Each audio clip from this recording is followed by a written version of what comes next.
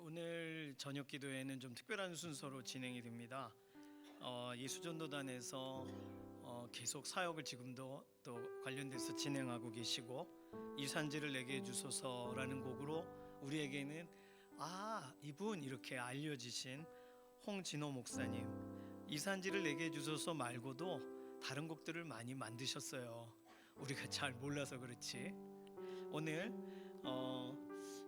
거의 한 30여 년 이상 그럼 이 이산지를 내게 주소서가 나온 지 30년이 됐대요. 아주 특별한 좀 우리도 몰랐던 그런 이야기를 오늘 듣게 되었습니다. 그러니까 얼마나 많은 사람들이 이 노래를 부르면서 선교지로 헌신했고, 또 자신의 삶의 중요한 때 결단을 했으며, 다음 세대들과 함께 결단하는 믿음의 자리에 어르신들도 이산지를 내게 주셔서 갈렙의 신앙으로 결단했는지 우리는 많은 유익을 좀 본 것 같습니다. 오늘 홍진호 목사님 통해서 오늘 시작부터 끝까지 함께 찬양하고 또 말씀 나눠주시고 기도하는 것까지 순서를 다 부탁드렸습니다. 먼저 잠깐 광고를 좀 드리자면, 오늘 목사님께 책을 하나 받았어요. 믿음의 삶, 믿음으로 그와 함께 걷다, 이런 책인데, 목사님 30년 동안 이렇게 순회 선교사의 역할을 감당하시면서 에세이처럼 순례의 여정들을 기록하신 내용이고, 챕터에 목사님 만드신 그 노래 하나하나를 다 들어보실 수 있게 QR코드가 있어요.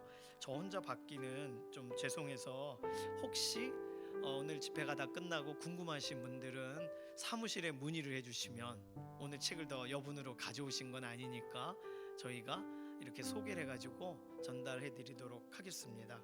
그래서 관심 있는 분들은 꼭 문의를 해주시기를 바랍니다. 제가 기도하고 시작할까요? 살아계신 하나님, 감사합니다. 우리 각 사람들의 인생을 주관하셔서 하나님 기뻐하시는 대로 우리를 이끄시는 것 우리가 알고 있습니다. 오늘 각자의 삶의 길을 걸어오다가 오늘 기도의 자리에서 우리가 함께 만났습니다.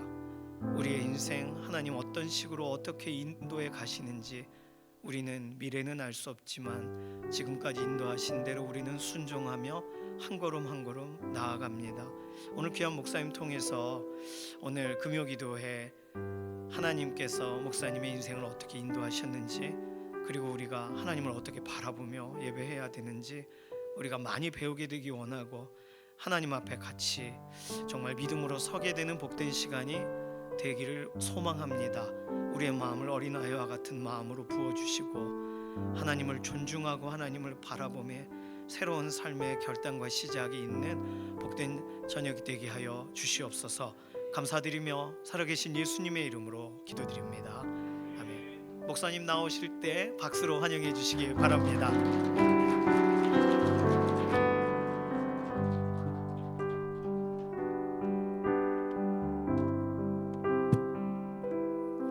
할렐루야. 만나 뵙게 돼서 반갑습니다. 저는 홍진호 목사라고 하고요. 우리 이 시간에는 함께 좀 찬양하며 주님 앞에 나가면서 저의 삶의 이야기들을, 그리고 주께서 오늘 이 시간에 주시는 말씀들을 좀 같이 나누도록 하겠습니다. 좀 순서를 바꿔서 원래 아까 연습할 때하고 조금 다른데 나의 영원하신 기업 같이 고백하면서 주님 앞에 나갔으면 좋겠습니다.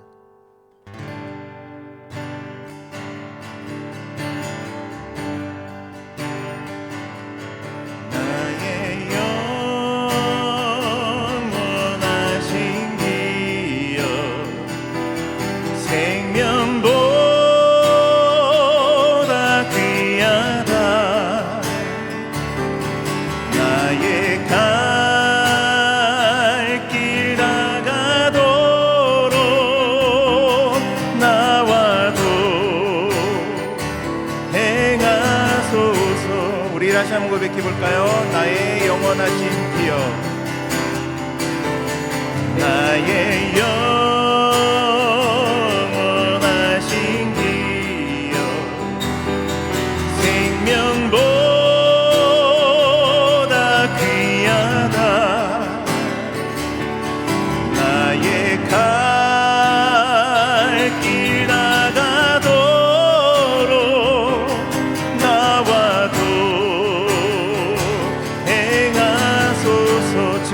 가까이 주께로 가까이 주께로 가오니 나의 길 다가도록 나와 또 행하소서. 세상 부귀한 일함과 세상 부귀한 일함과 모든 명예 버리고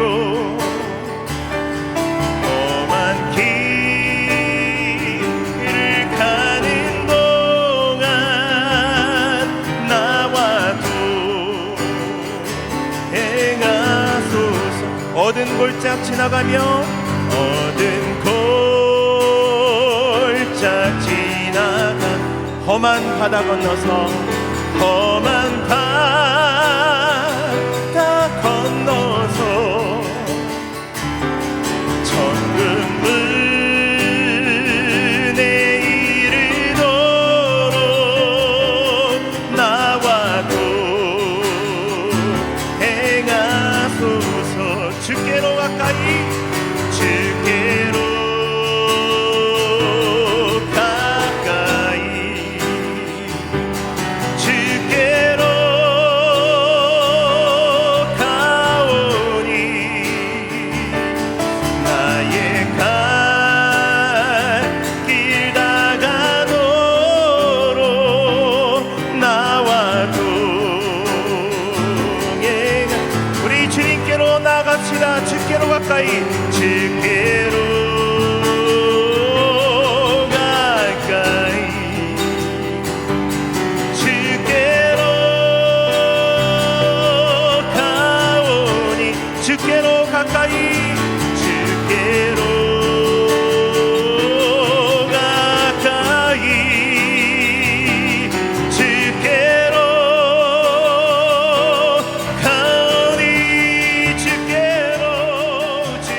가오니 주께로 가까이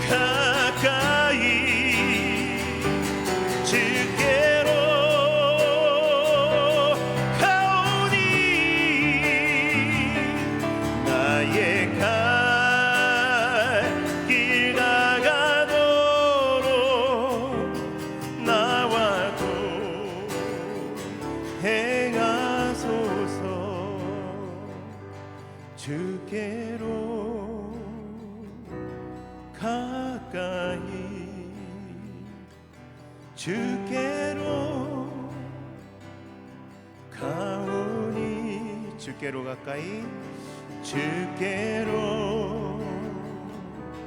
가까이 주께로 가오니 주께로 가까이 주께로 가까이 주께로 가오니 나의 갈 길 다가도록 나와 또 행하소서. 나의 갈 길 다가도록 나의 갈 길 다가도록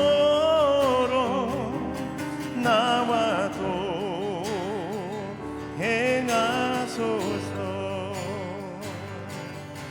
내 손을 주께 높이 듭니다.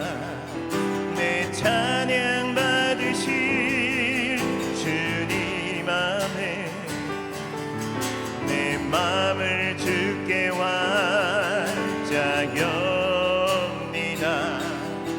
내 찬양 받으실 주님. 우리 다시 한번 고백해 볼까요? 내 손을 주께 높이 듭니다. 내 찬양 받으실 주님. 내 마음을 주께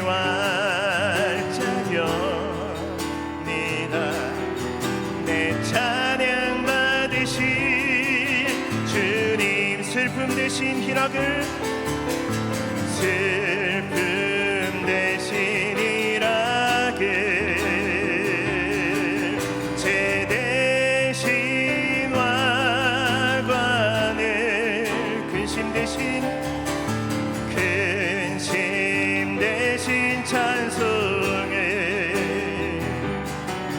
찬송의 옷을 주셨네.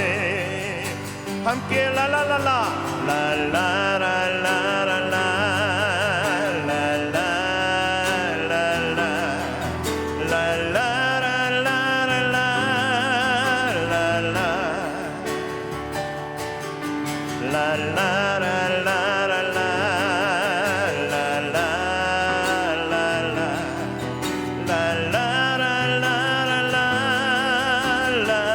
슬픔 대신 희락을 슬픔 대신 희락을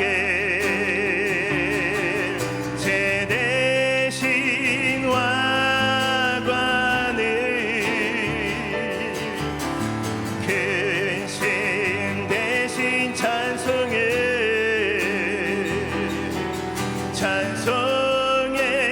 옷을 주셨네. 여러분 믿으십니까? 다시 한번 슬픔 대신 희락을 아멘. 주님 제 대신 화관을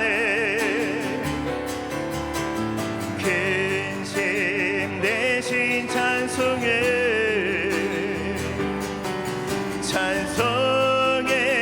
옷을 주셨네. 우리 주님께 박수치며 랄랄라 랄라랄라랄라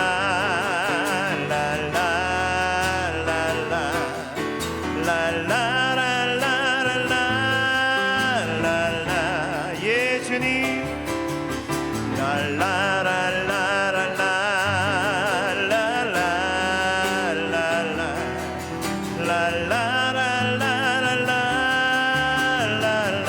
다시 한번 랄라랄라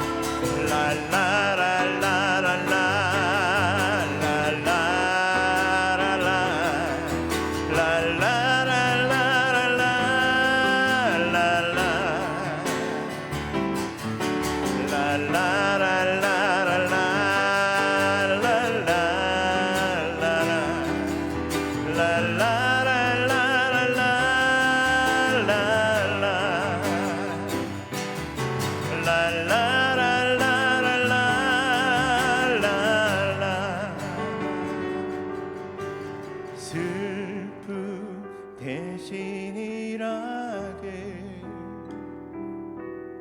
제 대신 와관을 예 주님 근심 대신 찬송의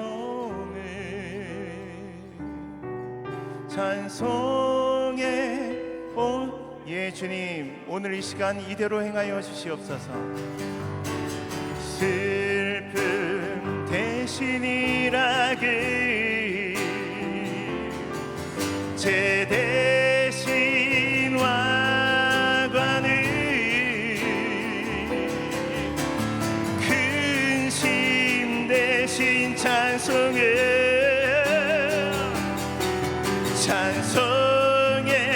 옷을 주셨네.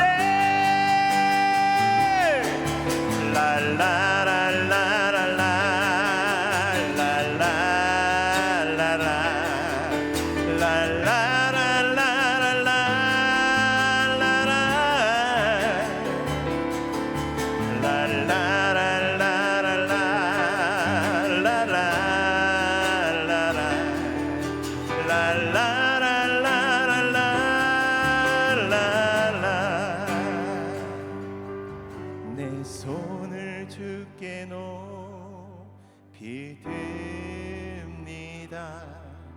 내 찬양 받으실 주님 내 마음을 주께 완자엽니다.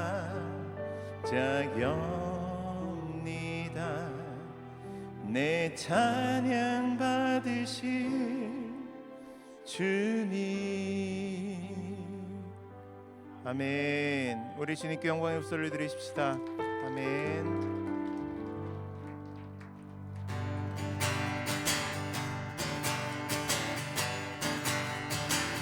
내 영혼이 은총 입어 증한 죄짓 벗고 보니 슬픈 많은 이 세상도 천국으로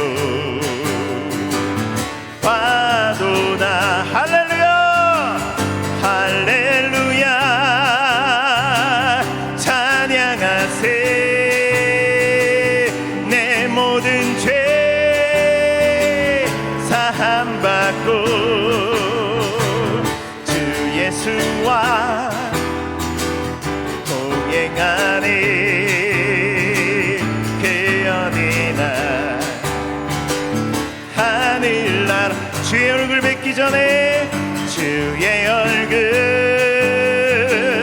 뵙기 전에 멀리 뵈는 하늘나라 내 맘속에 이루어지니 날로 날로 가깝도다 할렐루야 할렐루야 찬양하세 내 모든 죄 사함받고 주 예수와 동행하니 그 어디나 하늘나라 높은 산인 거친들이 높은 산이 거친들이 조막이나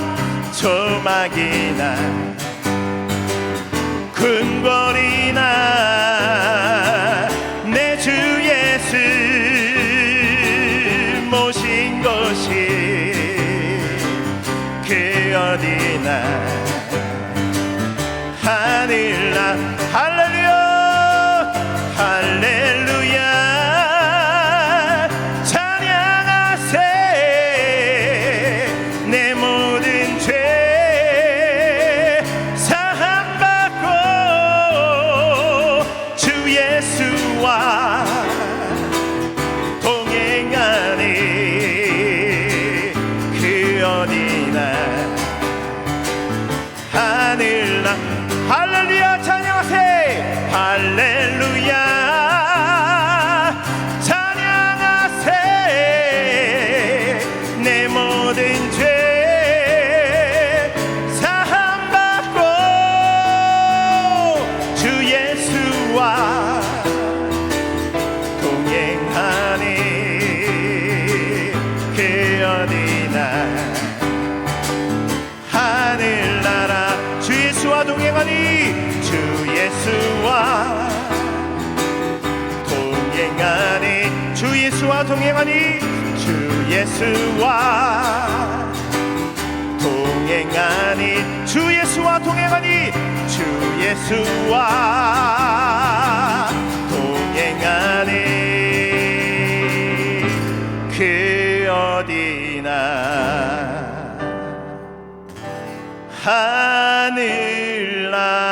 하늘나라 할렐루야 할렐루야 할렐루야 주님께 우리 영광의 흡소를 드립시다. 높은 산이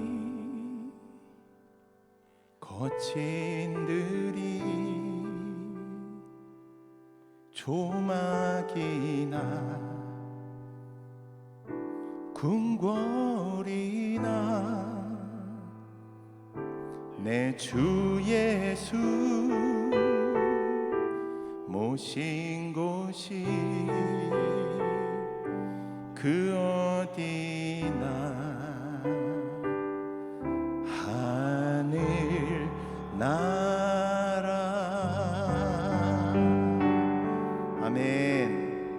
믿으십니까? 예배란 무엇입니까? 저는 예배는 우리가 이 땅에서 천국을 경험하는 것이라고 믿습니다. 저는 믿음의 집안에서 자라지 못했어요.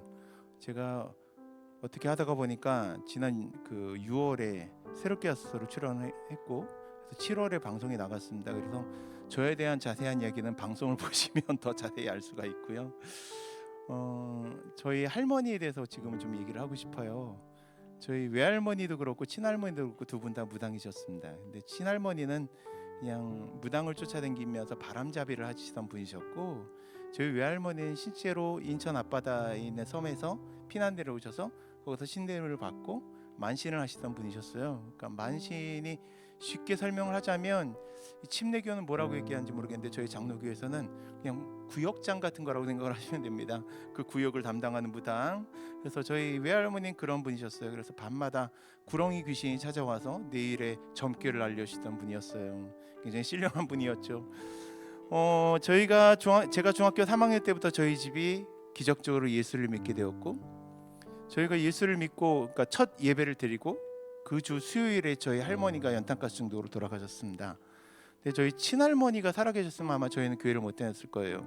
저희 친할머니 별명이 동네에 쌍칼이셨어요. 그래서 동네에서 싸움만 일어나면 저희 할머니신데 싸움만 일어나면 부엌으로 뛰어들어가셔가지고 그냥 식칼을 2개를 들고 뛰어나가신다 그래가지고 쌍칼이셨어요.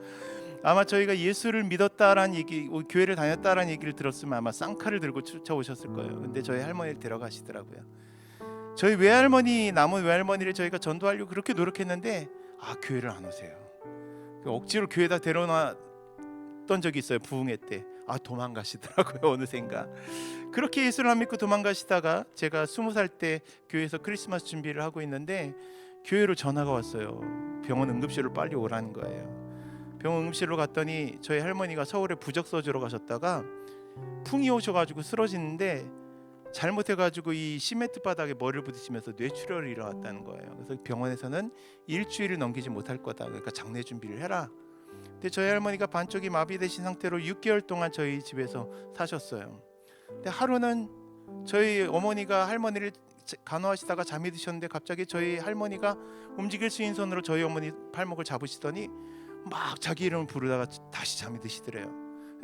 깨어나신 다음에 여쭤봤대요. 왜 그러셨냐고. 그랬더니 꿈속에서 하나님께서 자기를 데리고 지옥의 불구덩이들을 다 보여주셨대요. 그러더니 심판대 앞으로 끌고 가시더니 네 이름이 뭐냐고 호통치시는데 자기가 너무 무서워서 깼다고.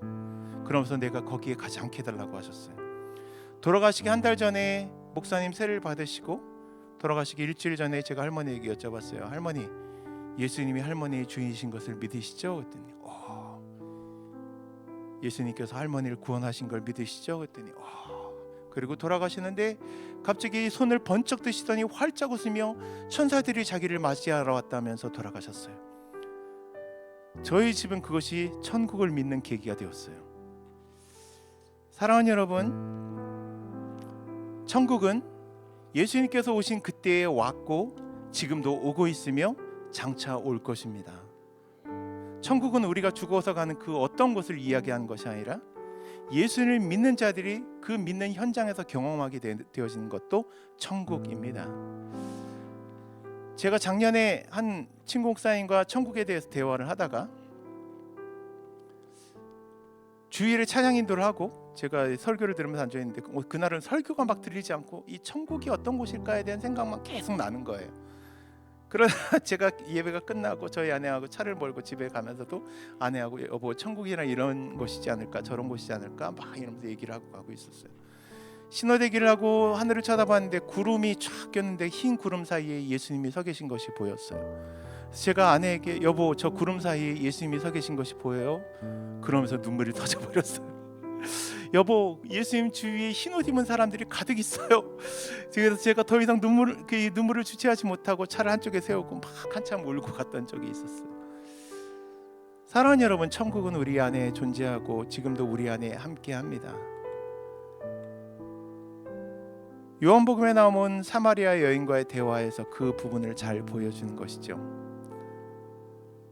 그 여인이 예수님께서 그의 사생활을 건드리는 것을 보면서 이 화가 올라왔어요. 그래가지고 이 여인이 이 예수님에게 얘기하기를 당신 선지자군요 라고 얘기를 했어요. 그건 무슨 뜻이냐면 그 당시에 많은 선지자들, 자기 하나님의 말씀을 받았다고 한 수많은 선지자들이 있었는데 당신도 그런 선지자들 중에 한 명이군요. 그러면서 질문을 합니다. 우리 조상들은 이 산에서 예배를 드려야 한다고, 당신의 조상들은 예루살렘에 가서 예배를 드려야 한다고 하는데 어떤 것이 맞습니까? 이 여인이 질문하는 거예요. 나도 하나님께 나가서 내 죄, 당신이 지적했던 나의 그 더러운 삶을 회개하고 싶은데, 용서받고 싶은데 나는 어디 가서 그럼 하나님을 만나야 돼요?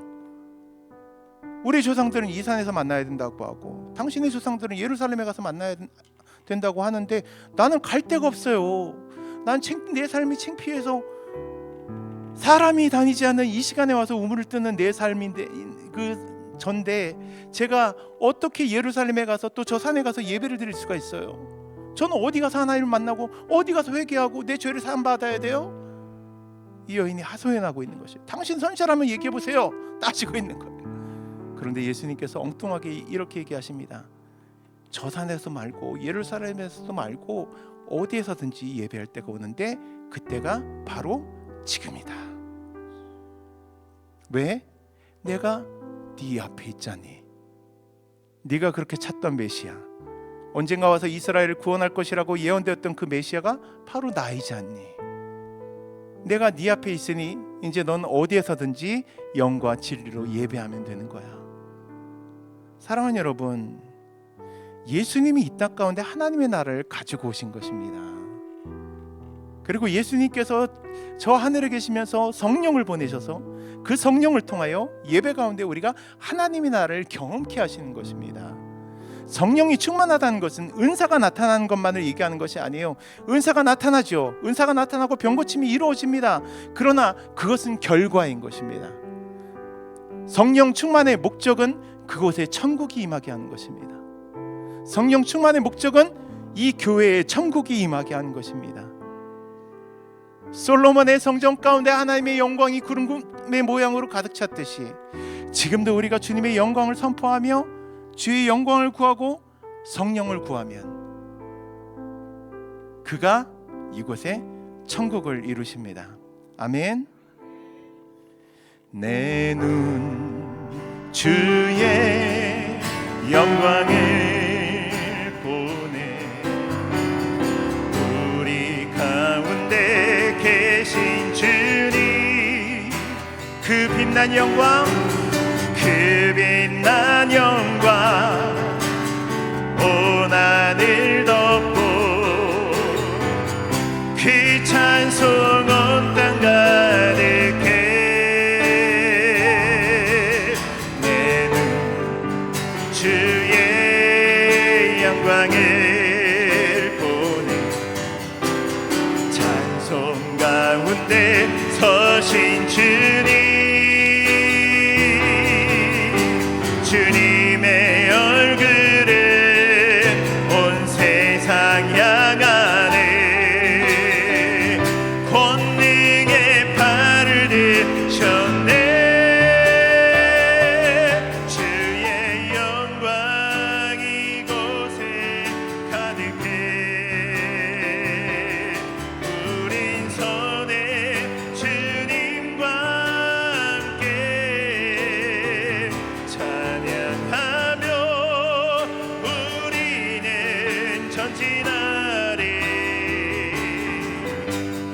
모든 열방 주 볼 때까지 내 눈 주의 영광을, 내 눈 주의 영광을 보네. 우리 가운데 계신 주님, 그 빛난 영광, 그 빛난 영광 온 하늘 덮고 아멘. 그 찬송 온 땅 가득해. 내 눈 주의, 내 눈 주의 영광을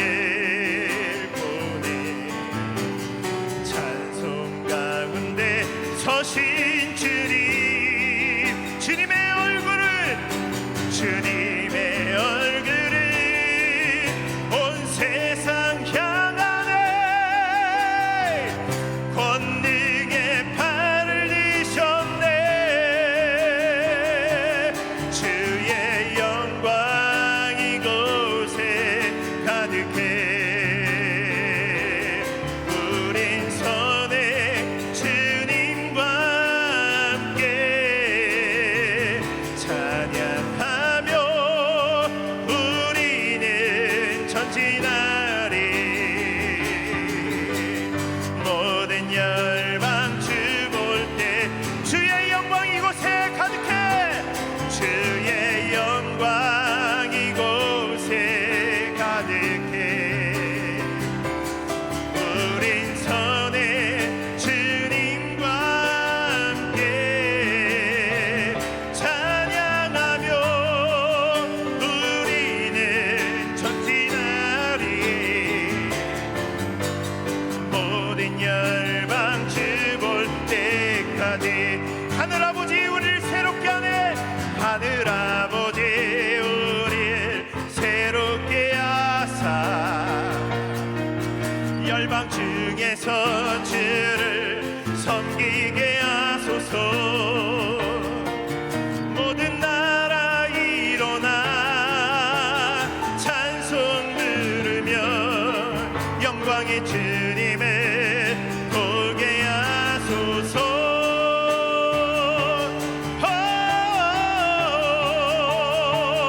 주의 영광 이곳에 가득해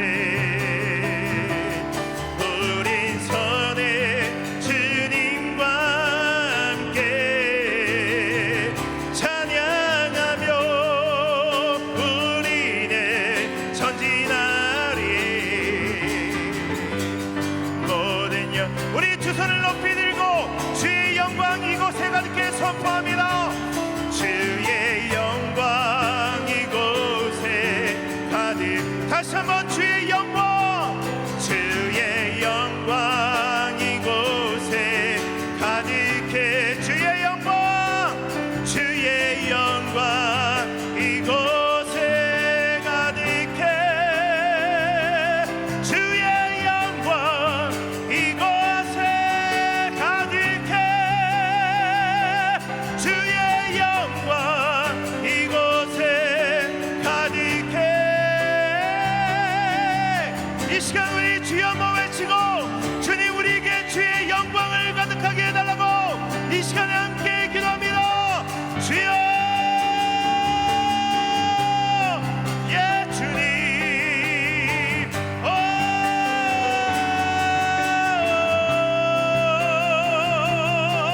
주님 이곳에 주의 영광을 가득해 하소서 주님 이곳에 주의 영광을 부소서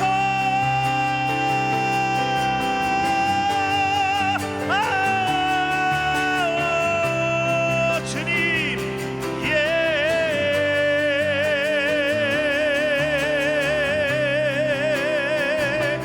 주님 이곳에 주님의 영광을 부소서 주님 이곳에 주의 영광을 부소서 예 주님 주님 이곳에 주의 영광을 부소서 예 주님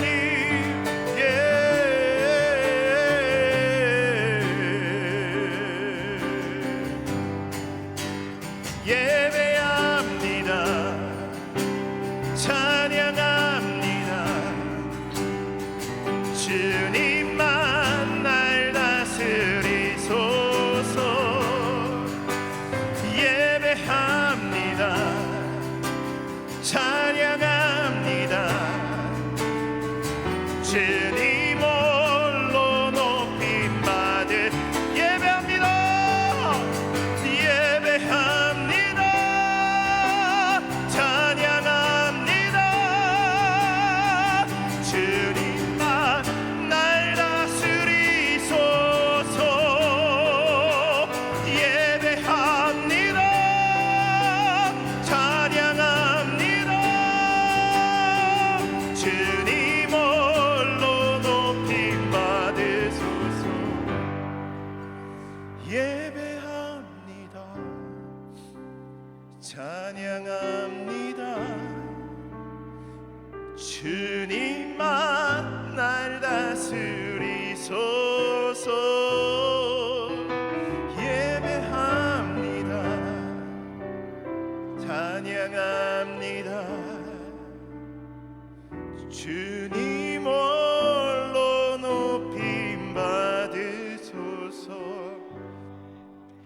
그렇습니다, 주님. 이 시간에 다시 한번 주님께서 우리 가운데 임재하시고 우리 가운데 함께 하심을 보여주심을 감사드립니다. 주님, 우리가 사는 그곳에 주의 천국을 성취하여 주시옵소서. 우리가 사는 곳에 주의 다스리심이 나타나게 하여 주시옵소서. 우리가 사는 곳에 예수님이 함께 하심을 경험케 하여 주시옵소서. 그래서 우리의 모든 삶이 하나님의 영광이 드러나는 삶이 되게 하여 주시옵소서. 주님 감사합니다. 감사합니다. 예수님의 이름으로 기도합니다. 아멘. 할렐루야. 사랑하는 여러분, 주님께서 우리와 함께 하십니다. 주님은 그를 신뢰하며 찾는 자들에게 함께 하십니다. 저는 사실은 처음부터 신학을 하겠다고 결정한 사람은 아니었습니다. 저희 고등학교 3학년 올라갈 때까지의 꿈은 국어 선생님이 되는 것이었습니다. 그것도 고등학교, 여자 고등학교 국어 선생님이 되는 것이 꿈이었습니다. 그때까지만 해도 제가 철이 없어가지고 여자 고등학교라는 것에 대한 환상이 있었던 것 같아요. 근데 나중에 그 실체를 알고 안 하길 잘했구나라고 생각을 했지만 어쨌든 고등학교 올라갈 때까지 저의 꿈은 그것이었어요. 좀 글을 쓰는 것을 좋아했고 사람을 가르치는 일을 하고 싶었습니다. 그런데 고등학교 3학년 올라가는 겨울 수련회 때 저희 고등부 겨울 수련회에서 주기철 목사님 비디오를 보다가 제가 너무 감동을 받아가지고 기도하는 시간에 기도하면서 말씀드리기를 주님 쓰실만 하거든 저를 사용하여 주십시오 라고 한마디 했다가 제가 고학교 가지고 여기까지 왔습니다.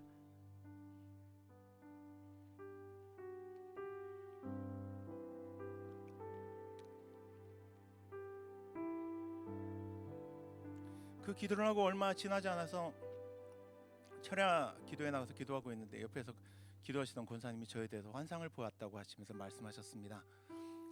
수많은 사람들이 있는데 하나님께서 그 사람들을 툭툭 치시더니 너를 손바닥에 들고 이렇게 드시더라. 너 하나님의 일을 해야 되겠다. 그래서 저는 그때가 89년이었어요. 그래서 그때 생각할 수 있는 하나님의 일은 신학밖에 없었습니다. 그래서 제가 신학을 하고 신학교에 가게 됐어요. 신학교에 가서도 전 선교사에 대한 꿈이 없었습니다. 선교사라는 건 제가 그 당시에 생각하던 선교사는 밀림 속에 들어가서 옷 벗고 사는 사람들에게 복음을 전하다가 그들이 창을 던지면 가슴에 팍 맞고 죽는 것이 선교사라고 생각했습니다. 그래서 난 그렇게 살 수는 없겠다라고 생각을 하고 있었어요.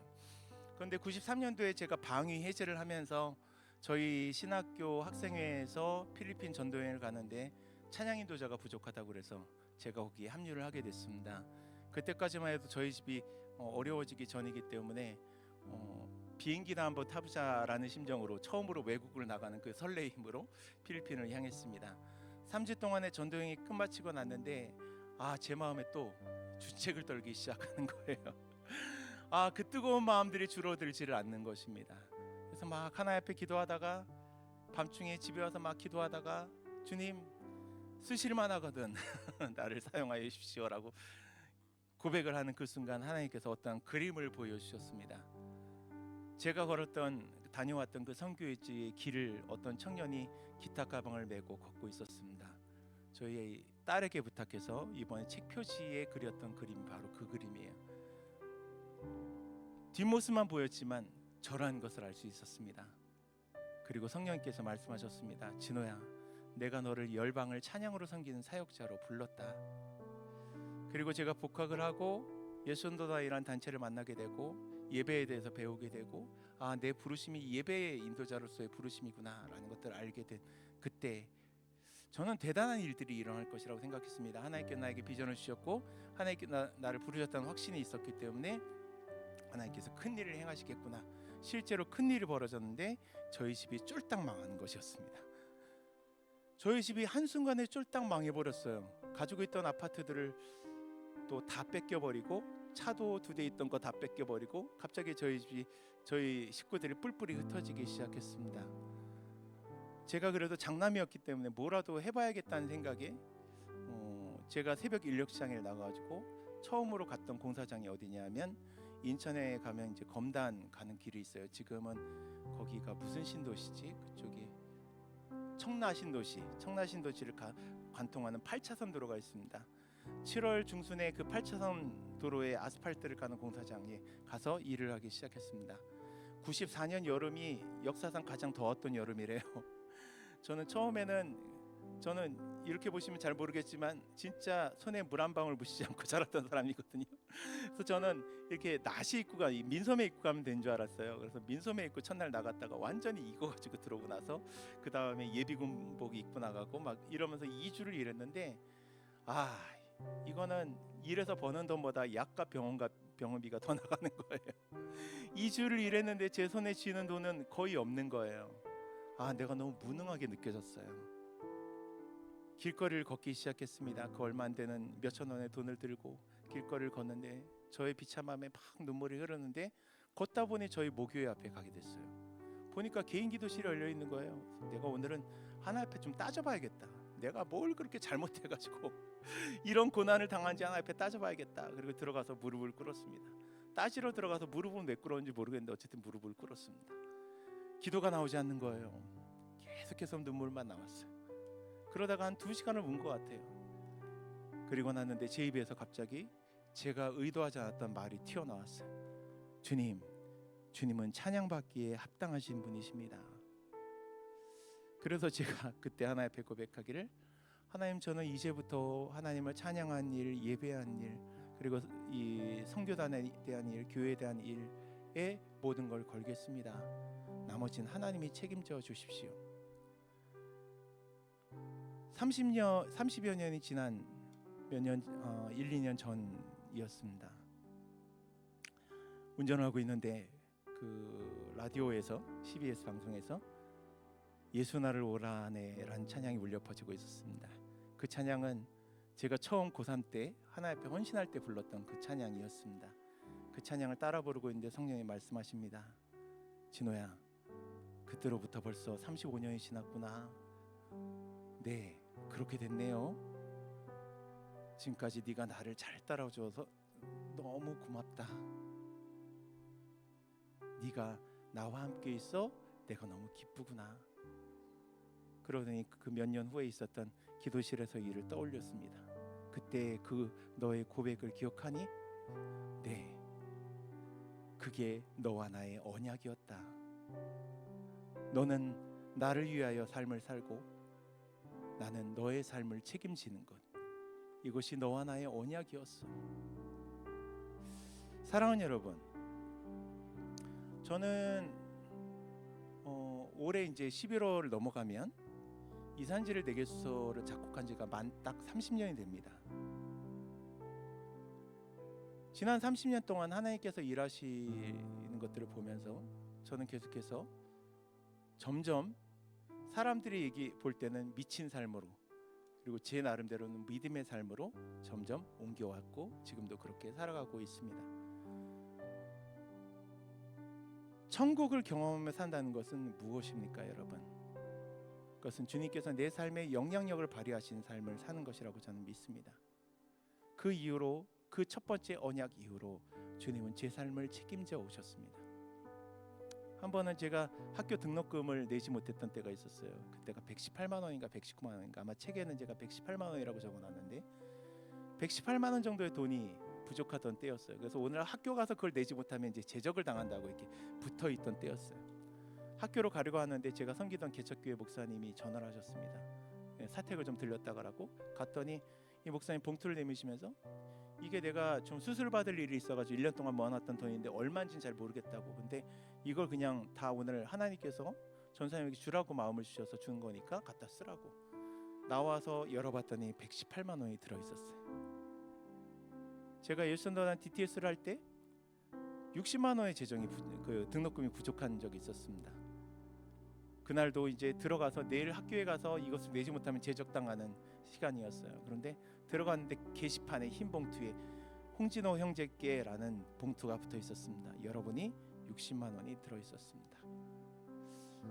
하나님께서는 저의 삶을 계속해서 그렇게 인도해 오셨습니다. 제 아내와 결혼해서도 그 일들은 계속되어 왔습니다. 저희 아내가 처음에 이제 직장을 다니다가 첫째를 낳고 둘째를 낳으면서, 이 얘기는 좀 길어지는데요. 제가 2007년부터 일본에 있는 교회와 연합해서 사역을 하기 시작했고 거의 한 8년간을 매달 일본을 가서 같이 찬양하며 예배했던 적이 있었습니다. 그것이 하나님께서 저에게 주신 첫 번째 부르심이었고, 그 일을 통해서 저는 사실은 하나님 앞에 내가 순회 선교사로 살아야 되는 것이구나라는 것들을 깨닫게 되어졌어요.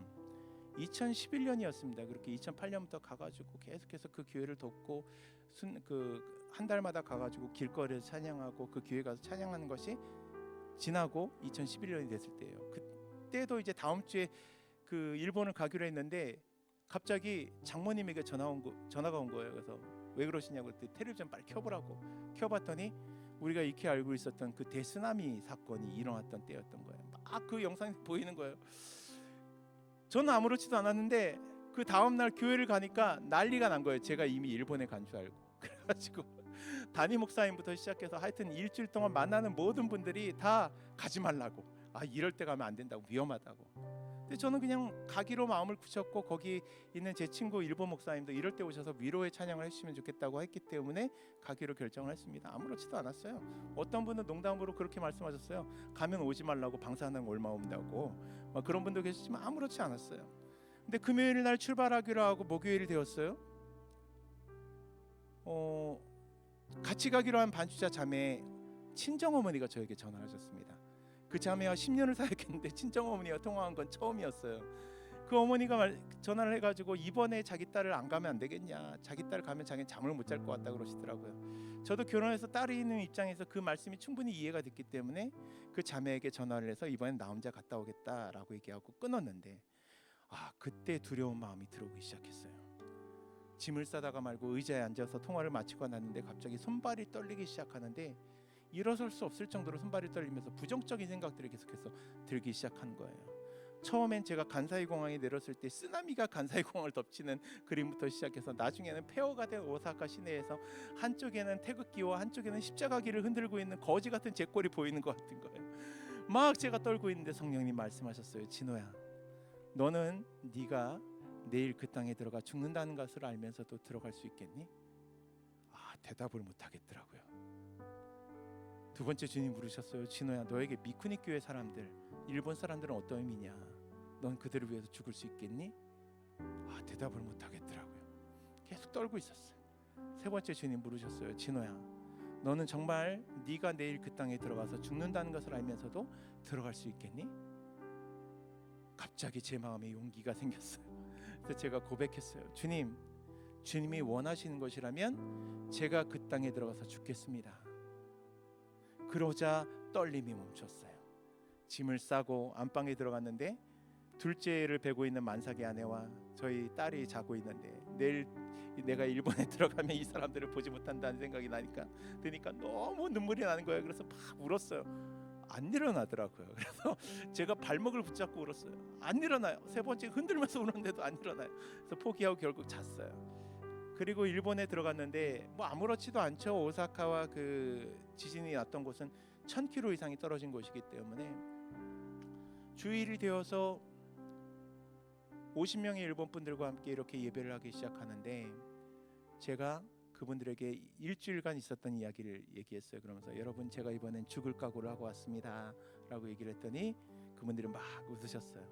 그래서 제가 이렇게 얘기했어요. 여러분, 전 여러분을 위해서, 여러 일본 분들을 위해서 죽기로 결정한 한국 사람들이 있다는 것을 잊지 않으셨으면 좋겠습니다. 그리고 나서 사명이란 찬양을 시작했는데 1절을 채 끝나기도 전에 거기 담임 목사님이 통곡을 하시기 시작했어요. 그러니 거기에 있던 50분의 일본 분들이 통곡을 하기 시작했어요. 저도 더 이상 찬양하지 못하고 얼싸안고 울다가 그 예배가 끝나버렸어요.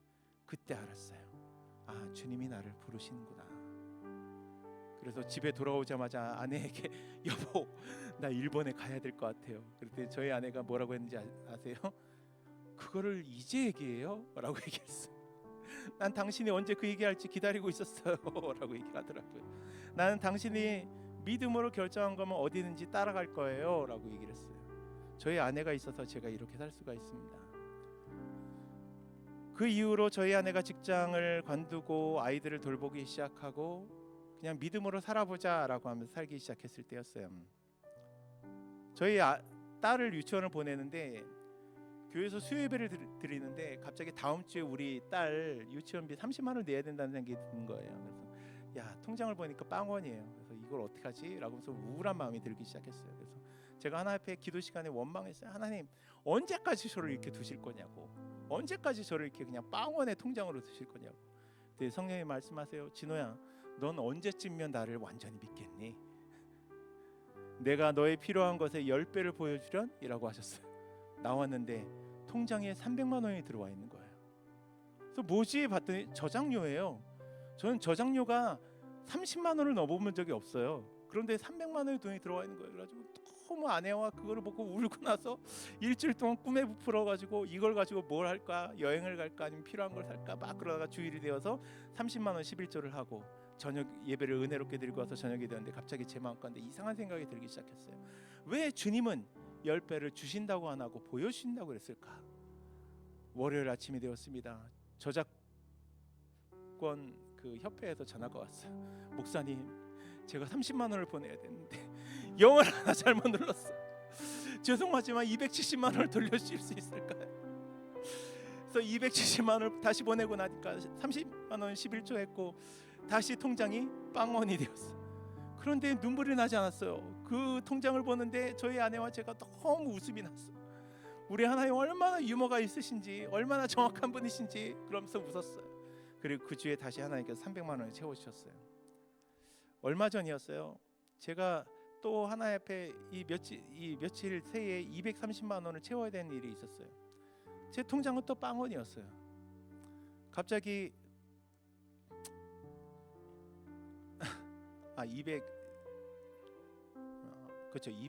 260만 원이군요. 네, 죄송해요. 갑자기 미군 기지의 한 집사님이 저를 보자는 거예요.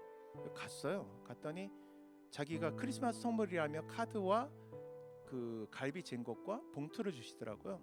봉투를 열어봤더니 50만 원이 들어있어요. 이게 뭐냐고 그랬더니 자기도 돈을 되게 아까워하는 사람인데 오늘 아침에 이걸 주라고 말씀하시더래요. 그래서 왜 이걸 내가 주냐고 고집을 피웠대요. 그랬더니 성령님 말씀하시기를 얘야, 네가 20여 년 전에 미국에 갔을 때 죽을 것 같았을 때 네가 이 이산질 내교수서를 듣고 살았지 않니? 이제 곡비를 내야지 그러더래요. 그래서 그 돈을 준다는 거예요. 50만 원을 받았어요. 근데 여전히 저는 또 210만 원이 필요한 거예요. 그 210만 원을 내야 되는 당일 아침이 됐어요. 그 싱가포르에 있는 친구에게 전화가 왔어요. 자기네 그 교회 셀 리더가 외국인인데 그 셀 리더가 제 생각이 났다면서 저에게 11조를 하고 싶다고 그래서 보내라고 그래서 보냈더니 받아봤더니 환율 따져가 정확히 210만 원이 들어와 있었어요. 그 다음 주에는 제가 50여만 원의 재정을 또 채워야 되는 때가 있었어요. 또 통장이 빵원인 거예요. 아침이 됐어요. 당일 아침이 됐어요. 쿠팡에서 연락이 왔어요. 얼마 전에 그 싱가포르 친구가 2년 전에 사셨던 로봇 청소기가 있었는데 그 고장이 나가지고 수리를 보냈거든요. 근데 부품이 떨어졌다고 전액 환불을 해주겠대요. 그래서 정확히 제가 필요한 돈을 보내왔어요. 제가 지난 4월부터 사실 책을 제작하기 시작했어요. 이 얘기를 들려면 이제 전제를 깔아야 되는데 제가 이 얘기를 좀 오래 있었던 이 일을 이야기를 드리면 오해하신 분들이 많이 계셔가지고 뭐 도와달라는 거야 막 이렇게 오해하신 분들이 계시고 미리 전제를 까는데 해결되어졌고 이미 다 채워졌고 충분히 지금 살 만큼 하나님께 채워주고 계시기 때문에 말씀을 드리는 거예요. 6년 동안 지난 한 10년 동안 제가 자비랑으로 사역을 하면서 계속해서 선교지를 다니고 자비랑으로 비행기를 하고 그래서 미자립 교회 미자립 선교지들을 돕다가 보니 빚이 쌓였던 것이 코로나 시기를 지나면서 막 불고 불어가지고 결국은 감당할 수 없는 지경이 되었고 그래서 올해 개인 파산을 하기로 결정을 했어요. 개인 파산을 하려고 하는데 너무 마음이 어려운 거예요. 이 당장 이제 우리 애들하고 쫓겨날 것 같고 어디 갈 데도 없을 것 같고 그래가지고 한숨을 푹푹 쉬고 있는데 성령께서 계속 또 말씀하시는 건 너 아무 변화가 없을 거야. 니네 집에서 쫓겨나지 않을 거고 너 그대로 살게 될 거야. 막 이러시는 거예요. 하루는 또 개인 파산을 결정하고 나니까 이 개인 파산에 대해서 모르니까 막 유튜브를 찾아보면서 잠을 못 자고 있는데 성령이 말씀하세요. 너 핸드폰 좀 놓고 나하고 좀 걷자. 그때가 영하 10도가 넘을 때인데 새벽 1시에 하나님께 저를 부르시는 거예요. 그래서 나갔어요. 옷을 막 잔뜩 껴입고 나갔어요. 그랬더니 나가서 아파트 단지에 벤치인들 쭉 갔더니 웬일이에요? 제 나이 또래 남자들이 10몇 명이 나와서 한숨을 쉬고 있었어요. 아, 요즘 세상이 이렇게 힘들구나. 제가 나와가지고 저도 벤치 한 곳에 자리 잡고 한숨을 쉬고 있는데 갑자기 성령님 말씀하세요. 진호야, 너는 지금까지 나의 신비 가운데 살고 있었다. 제가 너무 화가 나는 거예요. 그래서 제가 하나님 앞에 정말 주먹을 휘두르면서 뭔 놈의 신비냐고, 내가 지금까지 아둥바둥 내 혼자 힘으로 살아왔는데 뭔 놈의 신비냐고 막 그랬어요. 근데 주님이 한 말씀을 안 하세요. 조금 있다가 시편 138편을 읽어봐 그러시는 거예요. 그래서 제가 또 턱을 이렇게 들면서 됐다고 맨날 읽어봐야 그 말씀이더만 안 읽는다고 그랬어요. 근데 또 곧바로 후회된 마음이 들어 집에 들어가서 의자에 앉아서 이어폰을 꽂고 찬양을 틀어놓고 그 시편 138편의 말씀을 쭉 읽어 나갔어요. 그냥 주님을 찬양한 내용이었어요. 근데 그 말씀을 쭉 읽어 내려갔는데 점점 제가 황홀경에 빠지기 시작했어요. 제 몸을 가누지 못하고 의자에 기대고 눈을 감았는데 제 앞에 예수님이 서 계셨어요. 천사들과 함께 서 계셨어요. 예수님이 천사들을 저에게 밀면서 말씀하시기를, 진호야, 내가 너에게 이 천군 천사를 보낸다. 이 천사들이 너를 보호할 거야. 그리고 나서 대구에 있는 후배에게 전화가 왔어요. 그래서 형, 나 자기를 좀 보자고 갔어요. 근데 이 친구가 음악을 편곡하는 이사호 교수라는 친구인데 자기가 나를 좀 도울 방법을 고민해봤는데 음원을 무료로 만들어주고 싶다고. 그래서 제가 얘기했어요. 음원도 좋은데 내가 30주년 기념으로 책을 지금 계획하고 있어. 그랬더니 이 친구가 얘기하기를, 형, 내가 출판사도 해요 그러는 거예요. 그래서 그래, 그러면 책을 만드는데 얼마 정도 들까? 그랬어요. 그랬더니 형, 그냥 음원하고 책 만드는 거 다 합해서 내가 500만 원 안에 어떻게든지 해결할게요. 근데 500만 원은커녕 뭐 제 수중에 그렇게 큰 돈이 없으니까 그래, 나중에 생기면 하자라고 얘기를 했어요. 그런데 그 다음 날 제가 아는 찬양사역자 후배에게 전화가 왔어요. 형, 제가 아는 교회에서 형을 좀 후원하고 싶대요. 그래서 좀 후원한다고 그래가지고 저는 뭐 10몇만 원 후원한 줄 알고 통장을 알려줬어요. 그랬더니 500만 원을 보내온 거예요. 그래서 저 그 후배하고 저는 당황해서 혹시 이것도 50만 원을 보내야 되는데 공을 하나 잘못 찍은 것이 아닐까. 그래서 그 교회 목사님에게 확인했더니 맞대요. 근데 어제 만났던 그 출판사 얘기가 생각이 났어요. 그래서 변호사와 상담하고 이걸 보내도 되겠냐라고 얘기했더니 그런 거는 보내도 된다라고 얘기를 가지고 보내고 책을 추진해서 지난달에 책이 나왔습니다. 하나님께서는 지난 30년간 제 삶이 평안하게만 하시진 않았어요. 그런데 그 30년이 지나면서 제 안에 하나님께서 깨닫게 하신 것이 있었어요. 상황이 나의 천국이 아니라 주님이 나의 천국임을 깨닫게 하셨어요. 어떤 상황이 있을지라도 주님은 나를 놓지 않으시더라고요. 파산을 시작하면서 주님 말씀하셨어요. 네 통장이 이제는 비지 않을 거야. 실제로 그 이후로 제 통장에 빈 적이 없어요. 그리고 또 말씀하셨어요. 진호야, 내가 네가 모르는 사람들과 교회들이 너를 돕게 할 거야. 실제로 그 다음부터 제가 모르던 사람들이 저를 후원하기 시작했어요. 지난 7월에 방송에 나가면서 하나님께서 그 방송을 보고 많은 분들이 후원을 하시기 시작하는데 갑자기 끝자리가 321원, 536원 뭐 이런 돈들이 막 들어오기 시작하는 거예요. 그래서 이게 뭘까? 그런데 어느 날 제가 그 이체를 하려고 봤더니 통장에 전액 이체라는 기능이 있더라고요. 그걸 눌렀더니 1원 단위까지 전부 다 이체를 할 수가 있게 돼 있는 거예요. 그래서 깨달았어요. 이분들이 자기 통장에 있는 돈들을 다 보내시는구나. 그러면서 이분들이 방송에 댓글을 그렇게 다셨어요. 저도 목사님처럼 믿음으로 살고 싶어서요 라고 얘기를 했어요. 10년 전 제가 이 삶을 시작할 때 하나님 말씀하셨어요. 진호야, 앞으로 너의 삶을 보고 너처럼 살기로 결정한 사람들이 생길 거야. 전 너무 웃긴 거예요. 내가 뭘 가진 게 있고 뭘 해놓은 게 있다고, 교회도 없고 맨날 떠돌이처럼 기타 하나 메고 선교지를 다니는 내가 뭘 배울 게 있다고 사람들이 나를 쫓아오지? 그래서 저는 이번에 방송에 나가서 얘기를 하면서 또 욕이나 먹지 않으면 다행이지라는 생각으로 이 방송을 찍었어요. 그런데 많은 분들이 그 방송을 보고 저도 목사님처럼 살겠습니다라고 얘기하시더라고요. 사랑하는 여러분, 저는 여러분도 그렇게 사셨으면 좋겠습니다. 뭐 파산을 하라는 얘기도 아니고 망하라는 얘기도 아니에요. 저는 여러분들이 그런 일은 겪지 않았으면 좋겠습니다. 그러나 여러분 삶에 하나님이 함께 하심을 경험하셨으면 좋겠습니다. 제가 삶이 하도 빡빡해 가지고 한동안 대리기사 일을 한 적이 있었어요. 2020년에 이제 코로나가 시작되면서 이거 시간이 너무 많이 가서 죄송해요.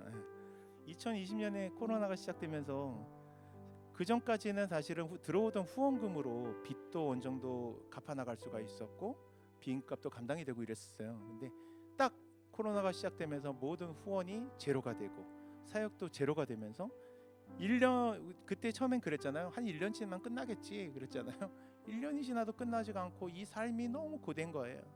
제가 너무 지쳐 있을 때 저희 싱가포르 친구 목사가 저한테 전화를 하더니 얘기했어요. 목사님, 일하는 것을 두려워하지 마세요. 땅을 두 발로 딛고 사세요. 근데 제가 그 말이 너무 싫고 그렇게 얘기하는 그 목사가 너무 미웠어요. 왜냐하면 지는 부인이 직장이 탄탄해가지고 돈도 많이 버니까 그런 얘기를 하지라는 생각이 들었어요. 그런데 그 다음 달 또 다른 권사님을 만났는데 그 권사님이 기도하다가 저를 보더니 그렇게 얘기를 하는 거예요. 목사님, 땅에서 일하는 것을 두려워하지 마세요.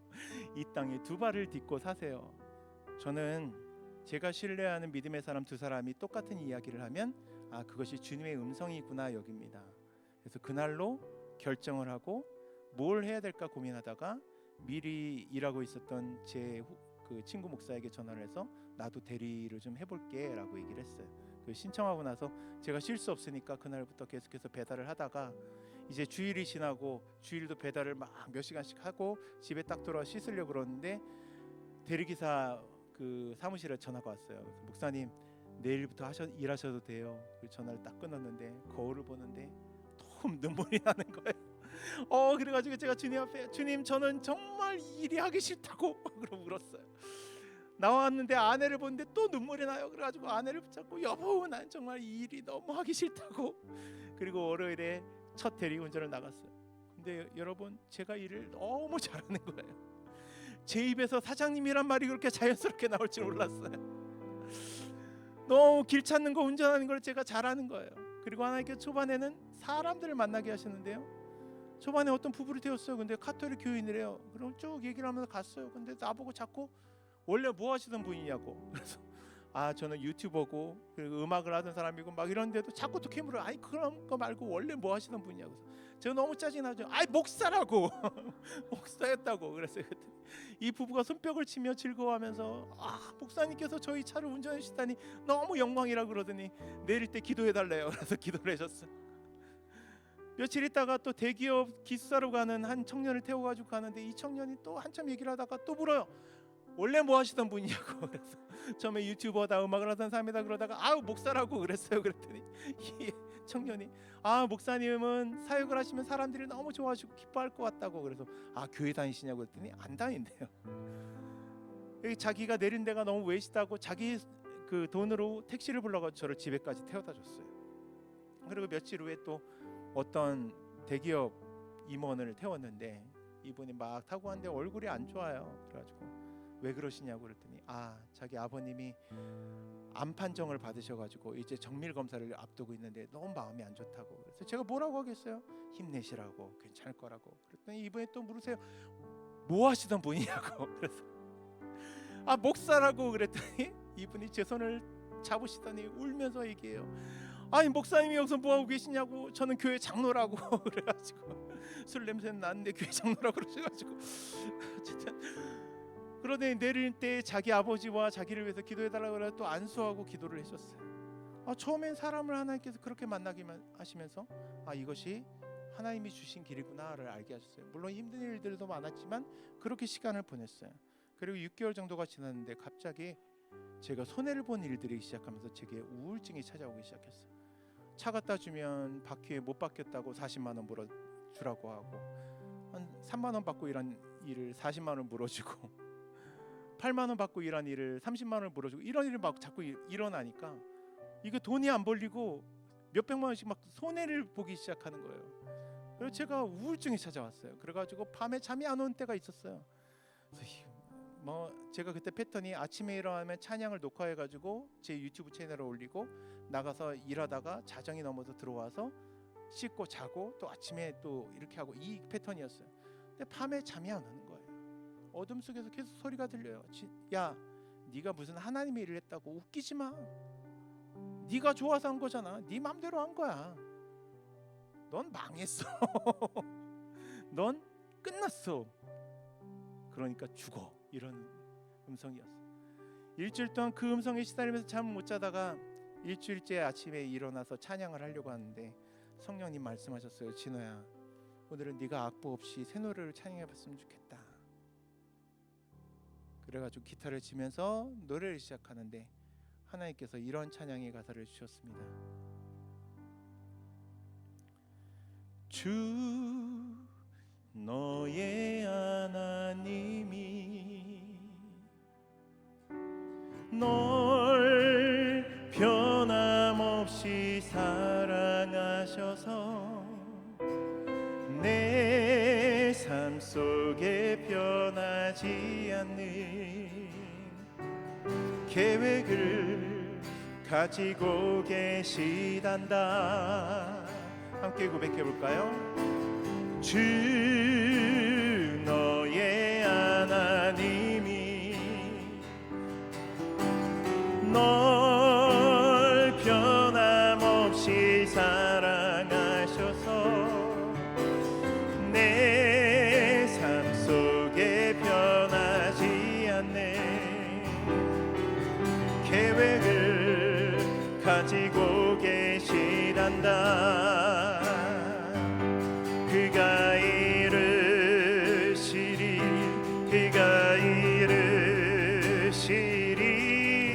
너의 삶에 가지신 계획을 너는 가만히 있어 믿음으로 주를 바라고 그의 행하심을 보라.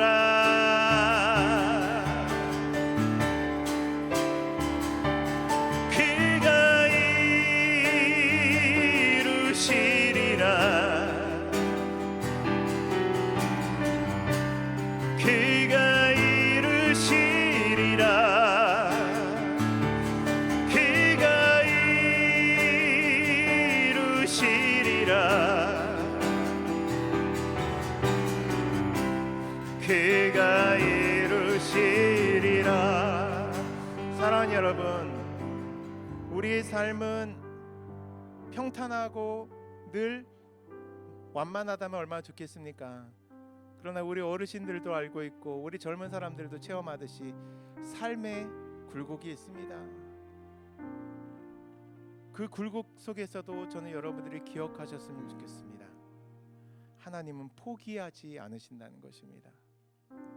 하나님은 한 번도 포기한 적이 없으시다는 것입니다. 제가 이산지를 내게 수선한 찬양을 지은 지가 아까 말씀드린 대로 올해가 30년이 됩니다. 그 30년 동안 하나님께서는 수많은 일들을 행하시고 또 수많은 고난 가운데 저를 노출시켰으나 그 고난 가운데 제가 한 일은 유일하게 한 일은 딱 하나입니다. 버텨내는 것이었습니다. 계속해서 살아내는 것이었습니다. 작년에 제가 힘겹게 이 사람들을 살아가면서 계속하고 있을 때 주께서 진호야 내가 너를 너무 귀하게 생각하고 있어 말씀하셨습니다.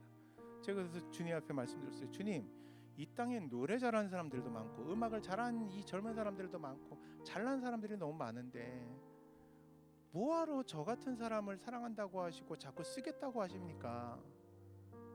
주님께서 이렇게 말씀하셨습니다. 진호야, 나는 너의 우직함을 사랑한다. 너는 한 번도 나를 따라온 것이 변하지 않았어. 그래서 내가 너를 사랑하고 쓰기를 원해. 사랑하는 여러분, 버텨내십시다.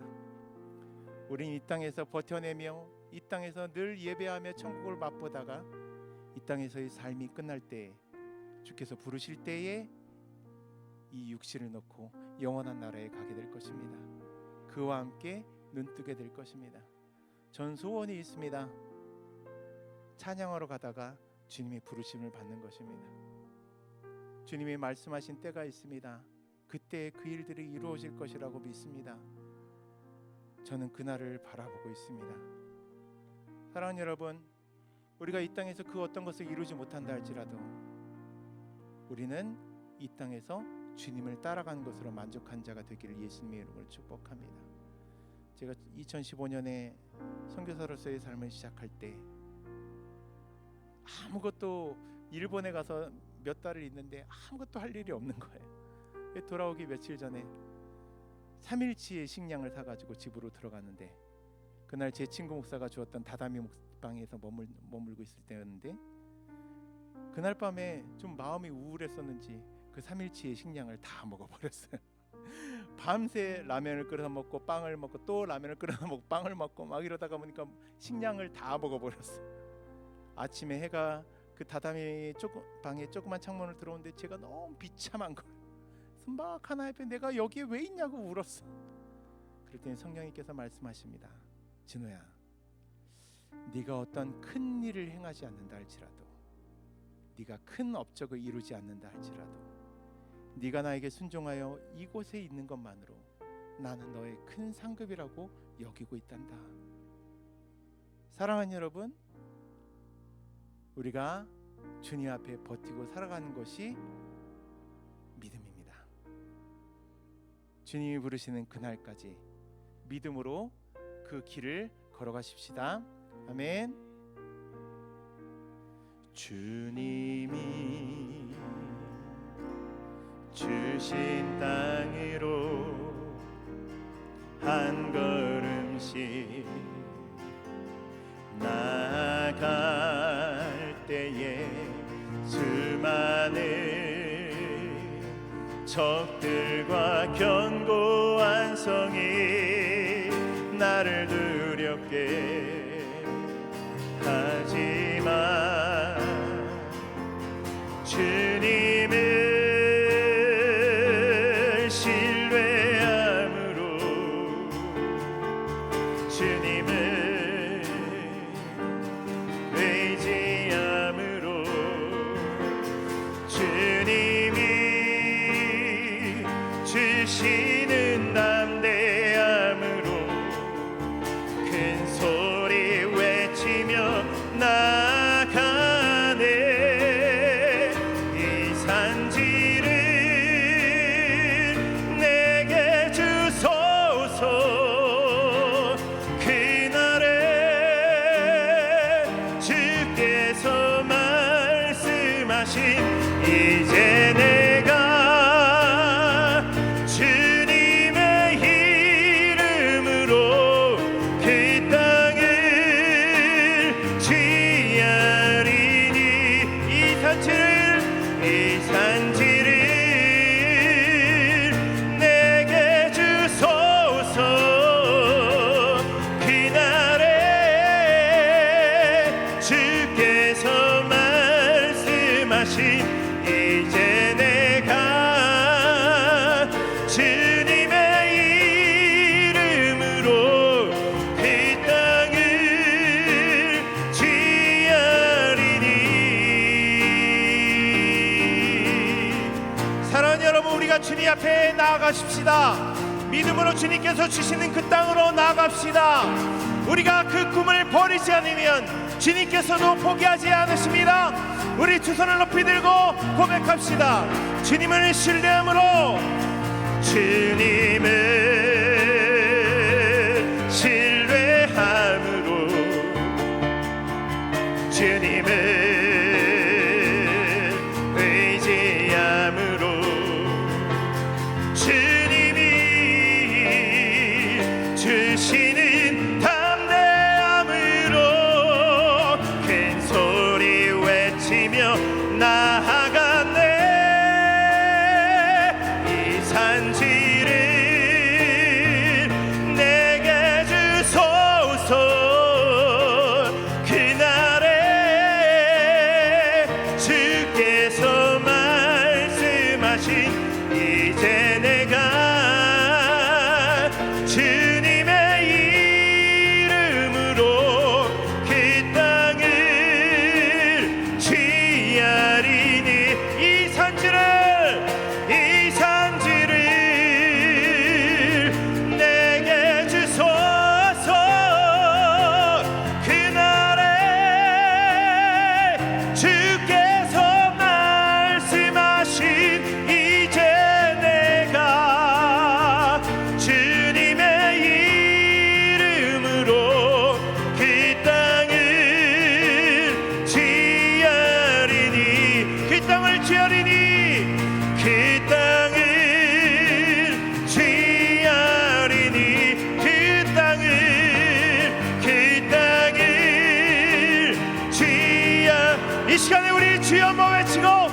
우리가 주님께서 주신 꿈을 포기하지 않게 해달라고 이 시간에 함께 기도